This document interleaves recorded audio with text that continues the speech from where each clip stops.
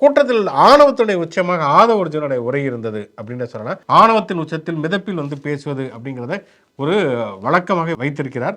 ஆதவர்ஜுனாங்கிற ஒரு மனுஷன் இருக்காருங்கிறத அடையாளம் கொடுத்தா விடுதலை சிறுத்தை கட்சியுடைய அமைப்பாளர் திரு மரியாதைக்குரிய தொல்காப்பியன் திருமாவளவன் அவர்களை பற்றியும் அவதூறு பரப்பக்கூடிய விதத்தில் அதில் பேசுகிறார் அப்படிங்கிறதா வன்மையாக கண்டிக்கத்தக்க ஒன்று. இதே தொல்காப்பியன் திருமாவளவன்ட்டு எப்படி கெஞ்சிக்கிட்டு இருந்தாங்க விஜயும் ஆதவர்ஜுனம் அப்படிங்கிறது தெரியும்.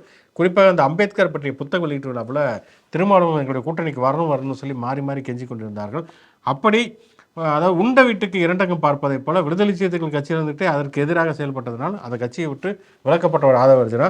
அவர் என்ன சொன்னார் மேடையில்னா, திருமாவளவனை சுற்றி ஒரு 20 பேர் தான் இருக்காங்க அப்படிங்கிறாரு. விசிகாவுடைய மாநாடுகளை பார்த்தோம் என்றால் அல்லது தொல் திருமாவளவன் உரையாற்றக்கூடிய கூட்டங்களை பார்த்தோன்னா எவ்வளோ பேர் எழுச்சியோடு வருகிறார்கள் என்பதை பார்க்கிறோம். அதாவது பொதுவாக இந்த கட்சி மாறுவதுங்கிறது இயல்பான ஒரு விஷயம்தான். இப்போ தேர்தல் நேரங்கிறப்ப பலருமே பல்வேறு விதமான கட்சிகளுக்கு போகிறார்கள். இப்போ வைத்தியலிங்க திமுகவுக்கு வருகிறார் அல்லது செங்கோட்டையன் தாவேக்காவுக்கு போகிறார் அப்படின்னா, ஒரு செங்கோட்டையன் வர்றாருன்னா அவர் கூட ஒரு 50 பேர் 100 பேரை கூட்டிகிட்டு வருவார். அல்லது வைத்தியலிங்கம் திமுகவுக்கு வர்றாருன்னா அவர் ஒரு 20 பேர் 30 பேரை கூட்டிகிட்டு வருவார். இதுதான் ஒரு வழக்கம். ஆதவர்ஜுனா மட்டும்தான் இந்திய அரசியல்வாதிகள்லேயே அவர் கட்சியை விட்டு அடுத்த கட்சிக்கு போனப்போ அவர் கூட யாருமே வரல.